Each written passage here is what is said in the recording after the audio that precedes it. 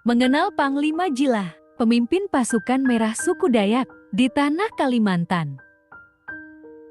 Panglima Jilah atau Pangalangop Jilah merupakan sosok yang disegani di tanah Kalimantan. Dia adalah pemimpin besar pasukan merah, Tariu Borneo Bangkul Rajak TBB Ardayak. Itu adalah pasukan elit dari suku Dayak yang banyak berperan dalam mempertahankan adat istiadat dan hak-hak masyarakat suku Dayak. Hingga kini, terhitung ada sekitar 15.000 anggota pasukan merah Dayak yang tersebar di setiap wilayah Kalimantan. Bukan hanya memimpin, sosoknya juga dikenal peduli terhadap adat, budaya, dan segala permasalahan yang terjadi di Kalimantan. Bagi yang ingin mengenal sosoknya, berikut fakta-fakta tentang Panglima Jilah yang menarik untuk disimak. Panglima Jilah lahir dengan nama Agustinus pada 19 Agustus tahun 1980 di Desa Sambora, Kecamatan Tawau, Kabupaten Mempawah, Kalimantan Barat. Ia merupakan anak pertama dari 6 bersaudara. Masa kecil Panglima Jilah bisa dibilang kurang beruntung. Orang tuanya hanyalah petani miskin. Bahkan tak jarang sang ayah mesti pergi mencari nafkah ke tempat yang jauh demi menghidupi keluarganya. Sifat kepemimpinan dan mengayomi Panglima Jilah sudah terlihat sejak kecil.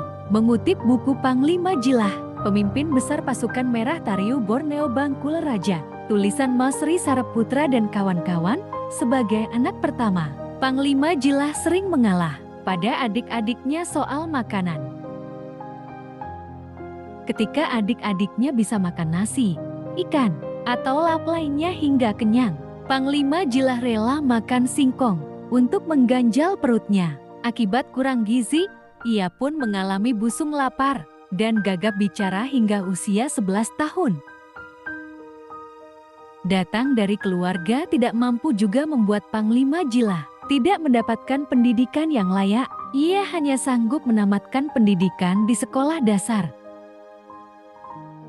Meski demikian, Panglima Jilah sebenarnya memiliki garis keturunan Panglima atau Pangalangop dari keluarga orang tuanya. Ayahnya berasal dari Nei Macat, sedangkan sang ibu datang dari keturunan Nei Bandong, Nei Motes. Garis keturunan itulah yang membuatnya dipercaya menjadi sosok pemimpin pasukan merah Dayak. Di samping itu, Panglima Jilah memang memiliki kepandaian mengobati, menolong, serta memulihkan orang. Ia juga menjadi penyangahat, mediator yang dipercaya untuk menaikkan doa atau menyampaikan permohonan kepada jubata Tuhan. Tidak sembarangan, hanya orang-orang terpilih yang bisa melakukannya, dan Panglima Jilah termasuk salah satunya. Bicara soal kekuatan, Panglima Jilah kebal dari senjata tajam.